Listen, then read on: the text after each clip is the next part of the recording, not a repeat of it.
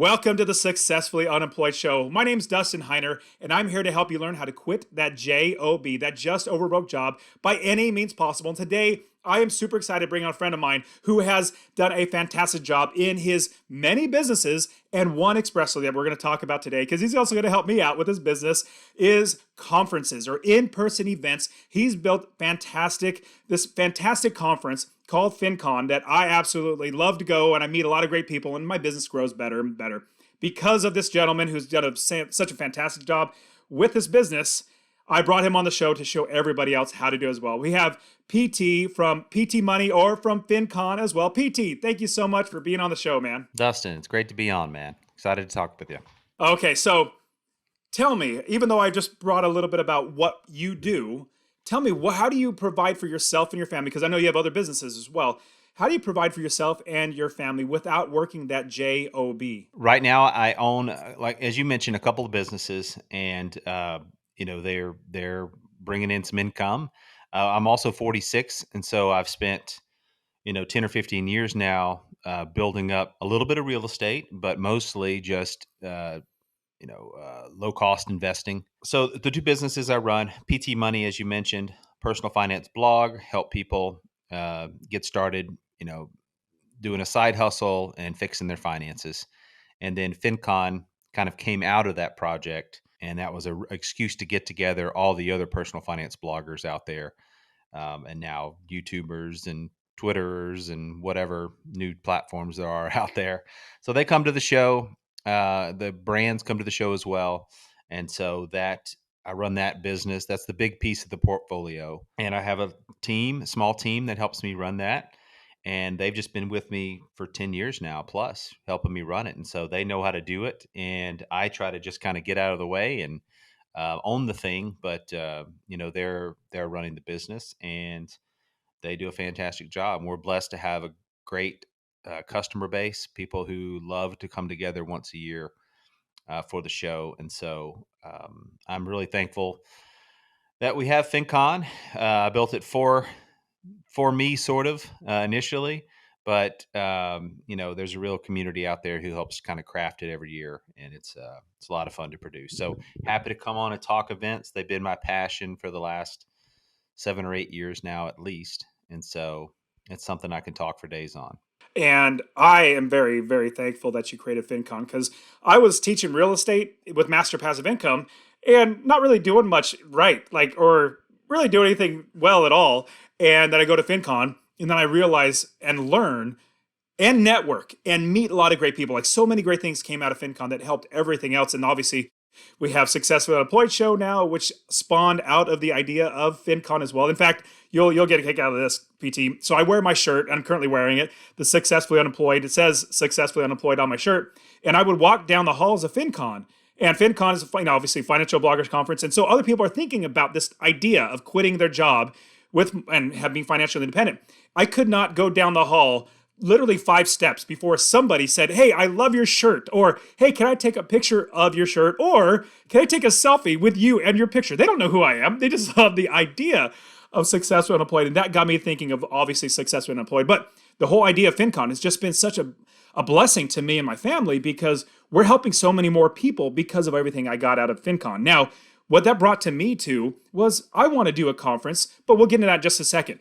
What were you doing before you got into PT Money and the conferences, and were you working a corporate job, and then how did it transition to where now you got up the nerve to actually quit that job? Yeah, so my previous life, it was in the accounting space. So like my father, I got an accounting degree, mostly because I didn't really have a strong passion for anything else, and I was just good at accounting. Went for the CPA exam. Took me a few years to pass that, but it ultimately did. Started out in public accounting a little while, so I was doing taxes and auditing, that kind of stuff. To be honest with you, man, it didn't really satisfy me. And I looked at the businesses I was auditing and doing taxes for, and I always found myself saying, "Oh, that would be a cool business to run." And then I would talk to the partners at the accounting firms, "Oh, do you ever want to just go run these businesses? They look fun to run." And without fail, none of those partners were like, "No, this is what I want to do. I don't want to go do that stuff. This is what I want to do." And so I knew I needed to go find something else. It was just going to have to be a matter of time because I just didn't know what that thing was yet. And I wasn't necessarily ready to quit and just play drums for a living or something like that, which I kind of wanted to do. But side note, that wouldn't have paid the bills very well. So I'm a conservative guy, and so risk averse. And I was like, there's got to be a better way to kind of like slow play out of this deal. So I found the personal finance blogging scene and the financial independence community. And that was really, it was like, oh, there is a way out of this corporate path. It's financial independence and early retirement and or entrepreneurship, and real estate. So let's explore all these topics and kind of see which one resonates with me. And the idea of a small business through a blog started to kind of become a reality for me in about 2007. I started it up as a side hobby. A year later, I was like, you know what, this could be a little business. So let's kind of crank it up a little bit. Started blogging more regularly, putting more time and energy into it.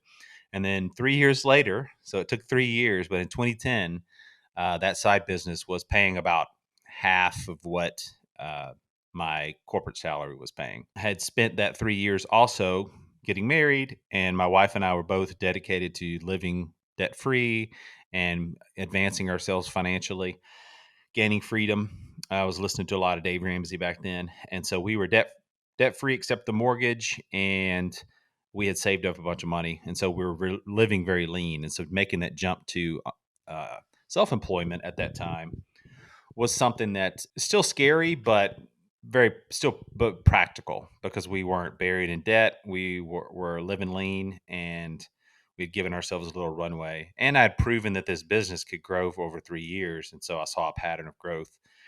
So that was our plan. It was a very conservative. It's not the typical entrepreneur. I think I have discovered a lot more entrepreneurs are just risky and just kind of put it out there and just go. But that's not my style. But I think there's room in the entrepreneur space for guys like me who slow play it, just take some time to kind of knock down some of those risky things and then just set yourself up. So, I probably would have jumped a little sooner, but we had little kids at that time. And so I was maybe a little concerned about just making sure we had everything shored up for them.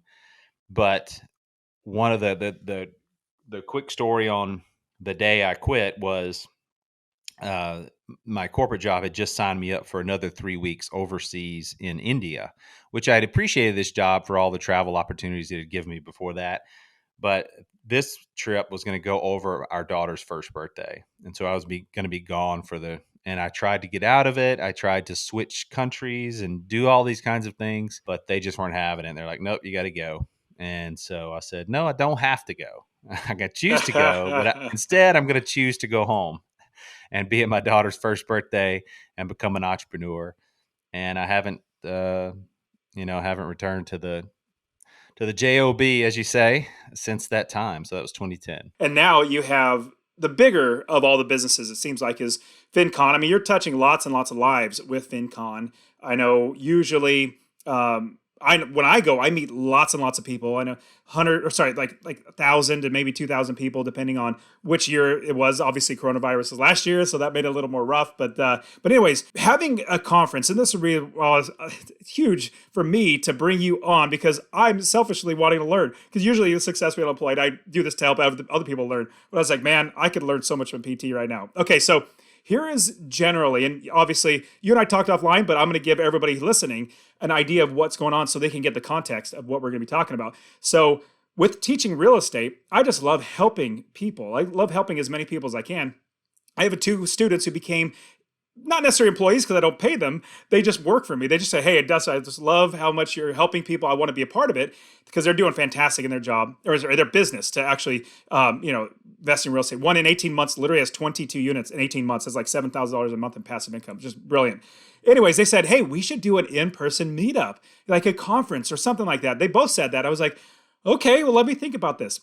Long story short, what app started coming to my brain was like, I don't want a conference around me. I don't want a conference around myself. I just want to help as many people as I can. And not just help people invest, but help my friends who are also, let's say, content creators, influencers that help people how to invest. I want to help them too. So I want to create a conference that's going to be, basically, it's going to be called not Master Passive Income or Successful Unemployed. It's going to be called Real Estate Wealth Builders Conference. And I want to bring in great people who have a heart for giving and a heart for building a good community of people that are just helping each other out and share with people. The end goal would be having people who want to invest, who want to learn how to invest, would come and learn, but bring everybody together under one roof. And that's my idea for a conference. And obviously, there's no better person, in my opinion, that I could talk to that I know of other than you. So, with that general overarching idea of going with the conference, where would I start doing this? Is it calling up hotels? Is it just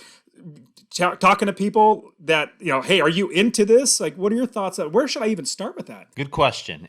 But first, I like a couple of things about what you mentioned there. One is you heard from customers and people who are close to you in your business that an event needs to happen, right? So you're just hearing this. And back whenever I started FinCon, that was hearing the same things. We needed a place to get together. We needed to have an event of our own. So I was hearing a buzz of this needing to happen. So that proves it says, it doesn't prove it out necessarily, but it says, hey, there's a potential that there's something lacking in the marketplace, right? In events. And events are hard to start up. They take a lot of courage and energy and time. And so it's a big barrier to entry. So, but if you're hearing that, that's good. And you're also hearing it from people who are already customers to a degree. And so that's great. They're part of your community specifically. The coolest thing I heard you mention was that you weren't necessarily making it about you.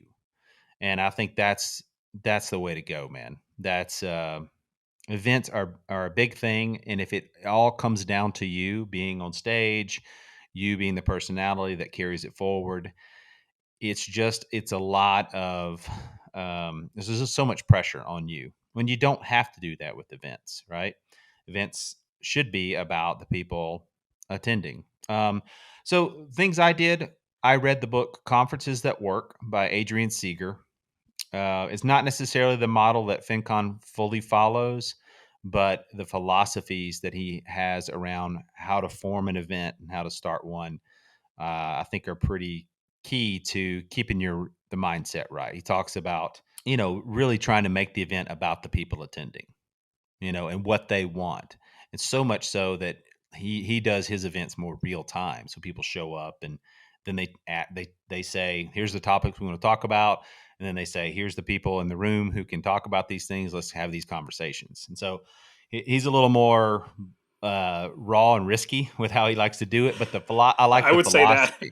Yeah. I like the philosophy that he brings to the event space. So I read that book. I also started an email list, and I asked people who potentially could come to the show to be on that list. And then I started peppering them with questions. So from the moment you start the event, you're as a creative person and as a self-motivated person like you are, your tendency is going to be to just try to craft it all and do everything. Let me write down what this event's going to be, who the speakers should be, everything about it, where it needs to be, what date, what time, how many days.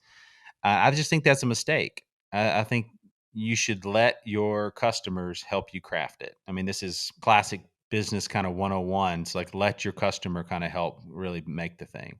And with this particular product, because they are coming to the event themselves, it's not only will you know what to make for them, but they're going to have like real big ownership in this event once they show up, and they're going to be loyal to it, and they're going to feel like they help craft this thing. So get on the phone, start an email list, get a Facebook group going, whatever it is for you to start getting immediate feedback from folks, survey them, whatever you need to do to get those folks starting that conversation before you even name it, before you even have a date. I mean, that's what I did with FinCon. I didn't know what date, what city. I guess I chose the name because I wanted a website. I chose Financial Blogger Conference, but I didn't really even need to do that because the name changed a year later just to FinCon. So, yeah, so start talking to your people is the first thing you should do. The hotel part or the location part is a little intimidating, and there may be someone from your community that can help out with that. But I would suggest going with what's called a location broker or a hotel liaison or whatever. So there are these companies that will sit between you and hotels and help you find a space, right? They'll help you find the right space for you, and they'll send out RFPs or requests for proposals, telling all the hotels and event centers what you need or what you think you need. And then everyone will come back. Well, yeah, we'd love to host them on these dates. And here's the food and beverage minimum. Blah. And so then you'll get a contract with with whatever one you choose. And then that liaison will help you negotiate that contract. So it's good to have a person like that. I think it was helpful. So helpful that we still use her to this day. Carolyn from Helms Briscoe is someone we still use 11 years later. I used her that first year. She cold reached out to me and said, "Hey, I hope you find a location." She had heard that we were having an event, and I said, "Well, how much do you charge?" She said, "I'm free because the hotels pay me a commission when we ultimately sign." So you have to kind of watch out for that little bit of conflict of interest there. But those are the two things I did: start an email list and work with Helms Briscoe or a similar type of company.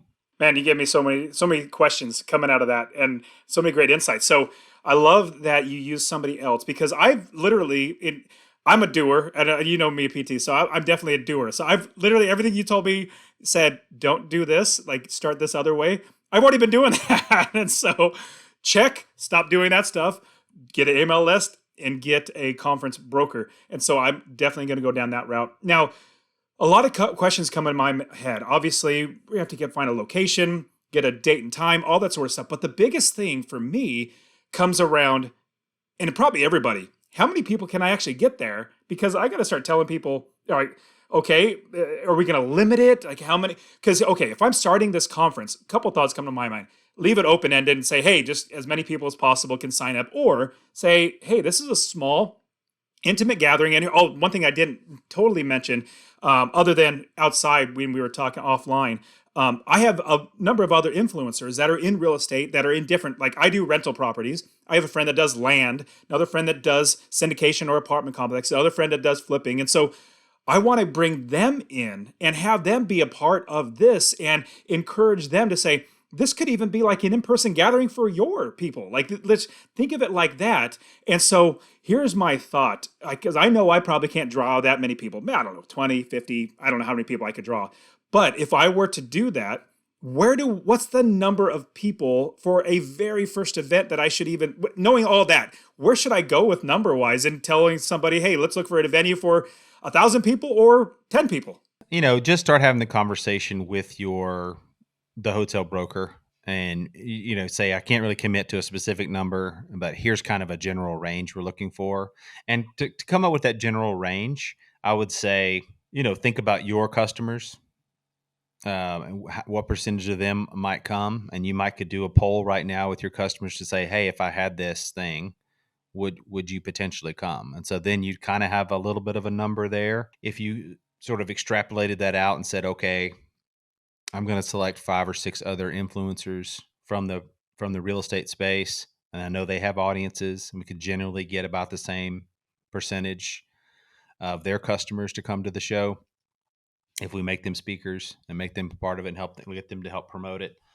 Then you sort of working yourself toward a number, right? I mean, that's just, I would say, an initial stab you could take. You could also look at other real estate conferences that are going on out there, look and see how many folks are coming. I mean, just so you get in a general ballpark, right? Are you going to have 10,000 people show up, or are you going to have 10? It's some obviously going to be maybe somewhere in between, but seeing what other events can do and are doing out there would be helpful. Maybe attend a couple other conferences if you have time between now and when you want to do your show, just to do some research, see what everybody else is doing, and kind of get to know like some of the gaps again in the marketplace. For me, I honestly thought if I could get 25 people to the first one, I would have been happy. And ultimately I picked a place on the map that I knew was geographically centered for those 25 sets of people, 25 set of people. And so they could at least Where was drive that? in. Chicago, Illinois. Let's say the top 10 people I want there could drive into this show because they live in the Midwest. That's kind of a way that I wrapped my head around a number at first. Then I did the email list, and boom, we had 150 people on the email list. And so I said, oh, okay, this could be 100 people at the show. The email list is going to help you. The Starting to put some faces, and names out there on a website is going to help you. because you're just going to start generating that a little bit of that buzz. So a couple hundred people though, that's a good number to shoot for. That's not impossible to get for a first year conference. And heck, I proved I could do it, and our people were ready. So you could do even more because you're really tapping into a consumer base, right? And if you have it yours in a bigger city, then you could do local advertising and get a lot of folks there. So the consumer conference, I don't know much about, but depending on your ticket price, you could potentially get a lot of folks there. Spend a lot on advertising, have a low ticket price. I mean, it could be kind of like your real estate expo in town, and you could have 10,000 people come through the door. But you got to decide what kind of conference you're kind of going for. Are you going for the big trade show kind of thing, expo, high volume, or are you going for more of a smaller, intimate conference style where everyone sort of peers with each other and there's a lot of, kind of networking and crosstalk? Yeah, it's definitely not the big, huge, just 10,000 people in the door. That's definitely not. That's the opposite of what I want. In fact, I want it much more intimate, where we have a lot more people that are networking, they're working together, and we're because I found investing as well as everything in life, it's so much better when you have other people that that can hold you accountable, encourage you, give you lessons on, teach you, hey, I did this, this worked for me, and bring everybody together. And I was even talking to one of the influencers that is really interested in being a part of it. She was saying that she could probably bring a good amount of people from her realm of influence, as well as the other investors that invest with her, even as just like a in-person meeting, and a gathering for all of them, which would be fantastic because they've been wanting to do it, but they don't have any experience in events. I have plenty of experience in events with not conferences, but like church things like that. I've just done lots and lots of those, but never a conference. So in thinking about, would it be if I said, okay, all influencers, you're going to be a part of this. We're going to cap it at 200 people to hopefully get like a sense of urgency or a sense of demand. Is that smart, or would it be just like, let's get as many people in the door as possible, or not in the door, but like signed up that would come, instead of trying to cap it at, like, let's say 200? Because I'm kind of thinking, my wife and I, because I know if we sign up for like the food and the rooms and stuff, we could be out some money if people don't show up. You can make those decisions talking about food and all that stuff at the last month or two. The hotels are very flexible. They're not looking to burn you with what you're ultimately bringing in. You get to make the call up until even the last couple of weeks and say, hey, look, we didn't sign as many as we thought. Can we renegotiate the contract, or, do something different on the food and beverage? So you got some flexibility there. I wouldn't sweat that too much. I would spend more time and energy on trying to blow through that number. I think that's a good number to shoot for. 200 people these days traveling somewhere to be in a room together and work together is good. And you can give those people a lot. Like, they can have access with each other, they can hang out with each other a lot, so they're getting a rich experience. You can start getting above that, and people, don't get to go maybe to all the sessions, or maybe they don't get to hang out with everybody and meet everybody. So at some point you have to determine if you want to give folks a premium experience or kind of the everyone experience. So at FinCon we do the Pro Pass, which we're able to do for, a few hundred folks versus everybody. And we try to give them a richer, deeper networking experience with the brands, is really what it is what we've determined that they want, that we can charge extra for. So at some point you have to decide, okay, 300 people, now we're pushing it. We can't all go to the speakers dinner. Who can go to that now? Is it just the speakers, or is it who gets access to that? So I think as you grow, then start thinking about things like access and the benefits that come with the ticket. So, and your customers will tell you what tier they want to sort of be in, right? So if you put a ticket out there for $500 and you got 200 people who sign up for it, it's like, well, dang, that's a really nice customer base. Maybe we could have charged more for even more access somehow, but if you get a lot of pushback on that and say, well, we want you to come still, but maybe it's like not as much access because we just can't do that with that many people or whatever. So you'll have time to massage those things as you kind of go along. My first year, kind of a rookie mistake, I just put $99 out there, whoever wants to come. Now I understood who my customer was. It was a personal finance blogger. It was this very specific person. I wanted to be a low cost conference. I didn't want it to be there to be any price barrier to entry for anybody, whether you're a hobbyist or whether you've been blogging for 5 years and making tons of money. That was kind of the choice, I made initially early on. But we shifted that through the years, and we have, like I said, our kind of 2 ticket levels, and we try to give people access based on kind of what they're really looking to do at the event. So you'll figure those things out along the way. I wouldn't sweat that too much. At FinCon, there are multiple sessions, multiple like rooms that where you got to figure out where you're going to go.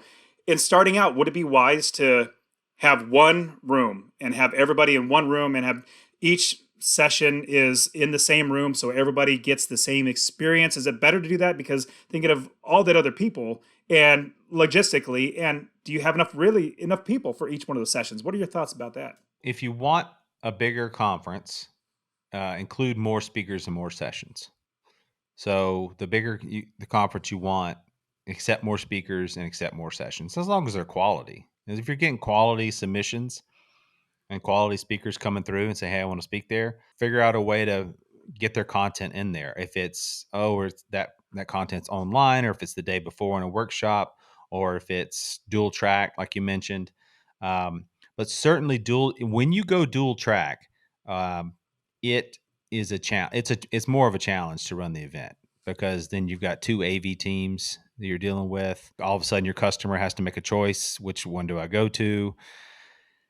It's just a lot more complexity gets added to the event. So you have to really think hard if and when you make that decision. But I would say conferences and trade shows for me are about, and because I'm serving a specific association of people, I want to get as many people as involved as possible. So we try to put as much quality stuff up on the board as we can. And yes, that means that we're going to have to do classrooms, and people are going to be competing against each other, and you're going to have to choose, your path. But I think I've always viewed that as healthy for our organization versus us being a single track. And that's because we brought together really a marketplace of ideas versus a specific curriculum or agenda. If you were teaching the way of the successfully unemployed, and this is the 5 steps you need to take, single track definitely makes sense. Under this tent, the Real Estate Wealth Conference, I think you called it, that's a pretty big tent. A lot of topics can go up into there. So I think you'll just find as you take submissions, hey, yeah, this fits nicely in a couple days as a single track. And we can kind of, pepper things in that, may are largely interested. And there's some specific things maybe in the afternoon, like highly niche types of topics in the afternoons. So if people don't necessarily want to go to that, they can network out or go spend time at the vendor booth or whatever it is. But you'll have time to craft that along the way. So You're right. With the idea of being all of real estate, there's going to be a lot of different things from flipping to wholesaling to taxes, tax liens, and all that sort of stuff. And so, thinking of one long track of everything, it's like wow, this it's like a fire hydrant of a bunch of information. But at the same time, I don't know. So that yeah, I'm glad I'm talking to you because that's running me through. And so a lot of questions come up, and you brought up the idea of price. Like you made the mistake of $99. I'd like to charge as little as I can, but at the same time, I don't want to lose money. I don't want to pay money out of my pocket because we didn't cover the amount of food or something like that. What would you consider? Well, I think because I have talked offline. Talk to me about where you make money in conferences. Is it the ticket sales? Is it something else? my revenue comes 50-50 from ticket sales and sponsorships. So I've been able to set it up to where half our revenue comes from our ticket buyers, half comes from the sponsors who sometimes bring a booth and exhibit at the conference. I like it that way because it makes us not reliant on one particular revenue stream, and also puts sort of the pressure on both sides to come and bring their best to the conference. There's lots of big trade shows where the sponsors and vendors are the only ones who pay. Essentially, they pay for their booths and the right to be there, and then we do all the marketing and make it free, essentially, to get the people through the door. Or we do what's called hosted buying, where you essentially like almost pay for people to come, to come experience, as long as they have so many meetings. I don't like that kind of pressure on. I don't like selling my attendee.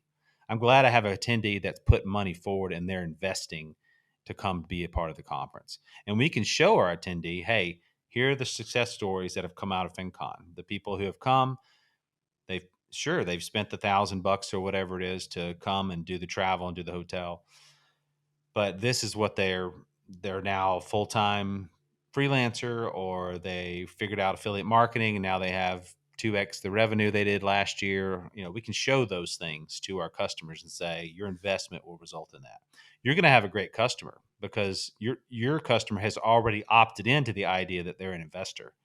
That's literally what they want to be, is an investor. And so investing in your conference is just a small price to pay to be around the right people who know the right things and learn those few things that are going to kind of push them over the edge to either take that first step into it or find those really good deals and make those relationships. Or, I mean, you're going to have so much to sell, in terms of the idea of what this conference can produce for people. My goal is to get more people like you with FinCon, more people in the door as opposed to not like having price being a limiting factor. I don't want to be like a $1,000, $2,000 conference. I know there's some conference I've been to was like $1,200. I was like, whoa, there better be a lot of deliverables inside for $1,200. So I'm thinking, trying to make it a little lower price. Okay, so once I'm thinking about having the idea or I'm having the conference, I want to move forward. I start an email list. I have contacted a conference broker, a hotel broker that's going to help me do that.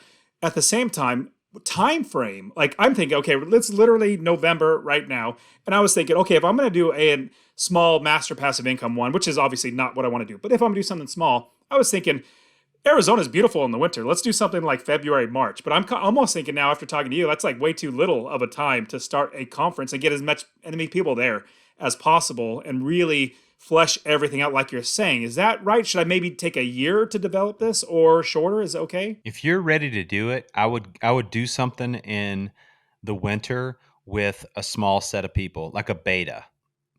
If your energy's for it, ready to do it, just get people together. I would do a beta version of this and call it founders or whatever, and basically get the initial set of people in the door who want to come and share ideas, talk, get this thing buzzing, but really set it up to where your next one is the big one. So I would use this as kind of a chance to like get to know that customer. So it's your email list in live form, your surveys in live form, make it as cheap as possible just to get these folks there and let them know, hey, this is the beta. This is where we want to do something big down the road, but I'm getting you guys together, inviting you here to be a part of this thing for low cost, share ideas, and then we're going to craft something really special for next fall or whenever. I've seen that done before successfully, and I kind of like that idea. So, and if your energy is ready to do it this winter, then I would just do that, man. That's great. No, I didn't even think about doing something like that, doing a beta. So that's a great idea. Cause I was thinking, well, I'm a gung ho type of person. Like I'll just get it done. And so like, if you're going to tell me, hey, yeah, get it done and do it the full thing in, February, March, I'm like, all right, that's what I'm going to do. But I love the idea of doing some sort of like a beta one. So that's awesome. I would pick, like who are the 10 or 20 people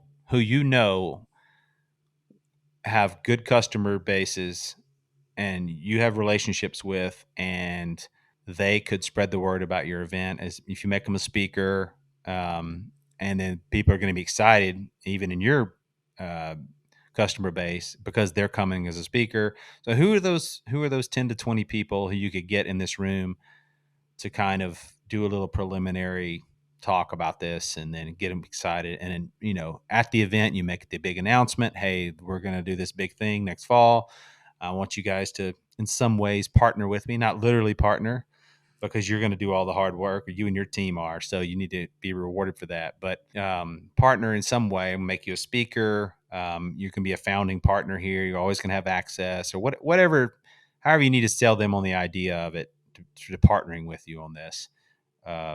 Use that moment to do that maybe. Did you ever bring on people as like a board, meaning they're open for questions and like, hey, give me your ideas? Because I was thinking, okay, I have a few good people that I would bring on if I were ever to create a board to help craft and get ideas and stuff like that, and really just help facilitate things. Like, what are your thoughts about that, or is that something I don't really need to do because it's an event that I just it can just put on with the team? I sort of had that initially with the email list, with the kind of small group there, and I was a part of a little mastermind. I got some ideas from. We had a Facebook group, so I was kind of staying close to your customer and understanding what they need and what they want is a good thing. But I do like the idea of having a true board. I think events need a board of some type. In fact, we have one now for FinCon, and it was probably 2 or 3 years too late to have done it. We should have had it um, a little earlier. Just because, again, the bigger you get, the harder it is to kind of hear from everybody. So you kind of have to whittle that down and say, okay, we can hear from 10 or 20 people though. We can meet together once or twice a year to kind of get their input and get their ideas. And then we check that box and say, okay, we are talking to our customer. We know what they want. And now we can go build the thing that they said they wanted. Even though we only talked to 20 of our customers, it was a key 20. And again, those people are going to be more invested in your event. They're going to advocate for you. They're going to be evangelist for you. So absolutely do a board as quick as possible. I think one of the last questions that I really had for you was, I think it's, and I, in the other conferences that I've been to, it's FinCon's unique in my opinion with the community. The aspect of the community, the people there are genuine people that are really helpful, really giving. And so, how do I, in creating a conference, try to develop something that's that type of a community where people are giving, people are helpful? Because real estate, it can be very salesy, very scammy, very like car salesman type thing. I literally don't want that. I want it to be the opposite, and where it's literally we're all helping each other out. How do you focus on, or do you even focus on the community to make sure that that's the type of environment that you have in your event? You've got to act like the person that you want at your event.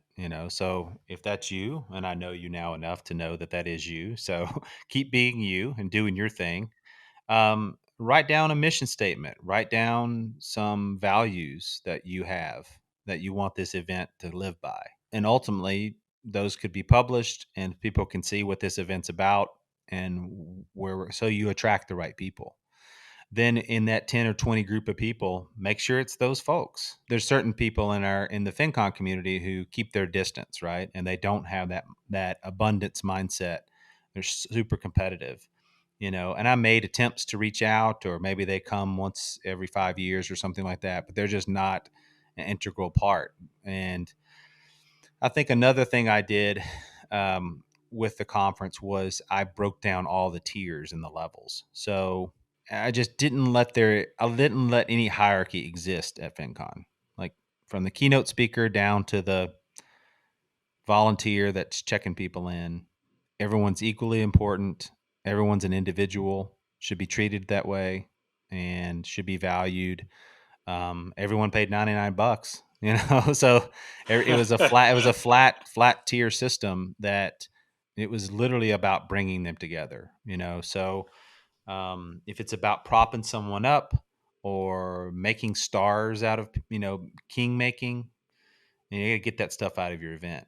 So things I did was, we really de-emphasized the speakers at the event. So the speakers had a badge just like attendees had. Maybe they had a little bitty mark on there or something. Um, Speakers have to volunteer at FinCon to be a mentor. So when they come to and speak at the event, they also have to give 15, 20 minutes of their time to talk to one of our attendees and work with them at the event. Again, flatten the hierarchies as much as possible.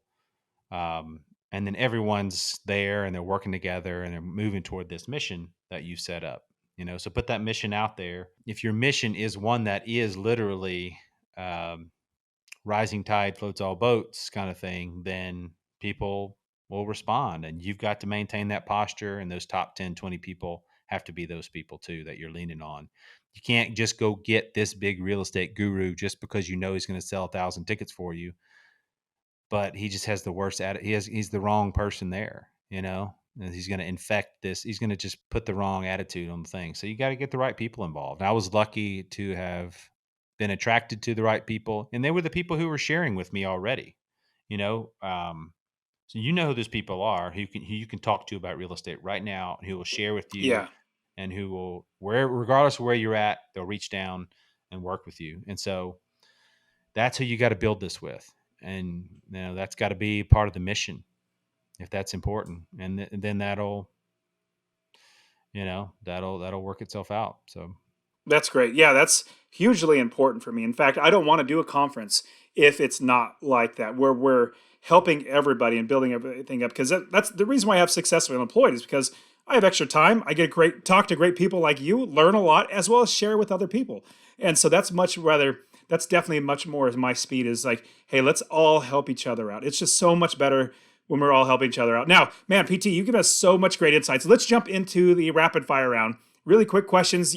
Your answers don't have to be quick though. So, first question is there anything else out of all this great information that I might have missed, that I should have asked, a question I should have asked, or something we need to look into? I don't know. I would just say, make sure these people want to be together. And it sounds like they do. I can imagine as an early real estate investor, I would want to. You just don't see that.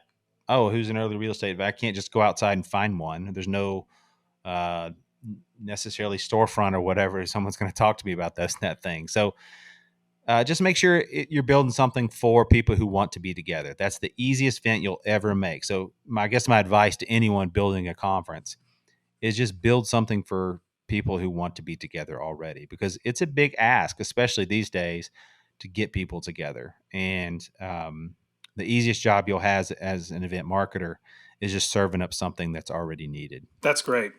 What is one bit of advice that you would give to your younger self out of all these years of learning and growing? Could be business, life, whatever it. I would say in the early years of FinCon, probably this just came to mind because we were talking events.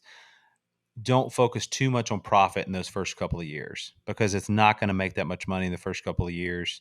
And I put this out there on my own ptmoney.com. You can see how much the conference made the first couple of years, which is, I would have spent that extra 20, 30, 40, $50,000 on something else to make the event amazing or more valuable for those first couple of years for people. And it just said the first 2 years are a wash. We're not necessarily going to make money off of it, but people are going to know by the second year this is the most amazing event to go to, and this is where they want to be. And then the third year, the event pops. And now we would have had so much bigger of a pop that third year had I invested, and took not taking profits basically. Awesome. I'm definitely I'm blessed to be in a position where all that profit I could just dump right back into the business. So that's great. Okay, so what is one nonfiction book, could be business or life, that you would suggest that we should read? If you haven't read it yet, I Will Teach You Be Rich is a good one for personal finances by Ramit Sethi. What is one tool that you use in your life? It could be a golf club, it could be an app on your. Joking because we play golf together. But anyways, it could be an app on your phone. It could be a piece of paper and pencil, a tool that you use in your normal everyday life that you would suggest we should look into. Yeah, well, if you're like me and you have kids, Greenlight, the app, is one that I use. I think you pay $5 a month or something like that, and it automates, gives your kid a debit card, and so they have a thing, a card to use to spend. It automates your allowance for them. It automates even like what goes to giving, saving, and spending. And then once they swipe it, it knows, specifically how much is in spending that they can use. So it's a way to teach your kids proper money management and to get rid of all arguments about money in your household. Whenever our kids want anything or ask for anything, they really don't even ask anymore. They just ask how much money's in their Greenlight account, and I show them on the app, and then they make a decision themselves whether they want to buy something or not. Now, if they're buying candy, we still help them decide, okay, this isn't the time to eat the candy. You bought it, but we need to go brush our teeth right now or whatever it is. But you get the point. It takes money uh, arguments off the table and leads to good financial education for your kids. So highly recommend Greenlight. Okay, you've given us so much great advice. I know people are going to want to check out FinCon because I definitely go to FinCon all the time, as well as PT Money. But how can people find you? Is there a podcast they listen to or anything like that? But how can people see you online? Yeah, hit up ptmoney.com if you're interested in side hustling. And if you want to see my accidental landlord story over there, which is working out pretty good these days, by the way. FinConExpo.com is our website for the event. And then that's about it, man. Just email me if you want, pt@ptmoney.com. It's easy. Awesome. PT, thank you so much for your time. Giving me definitely lots of great advice. So I really appreciate it again, man. Thank you. You're welcome, Dustin.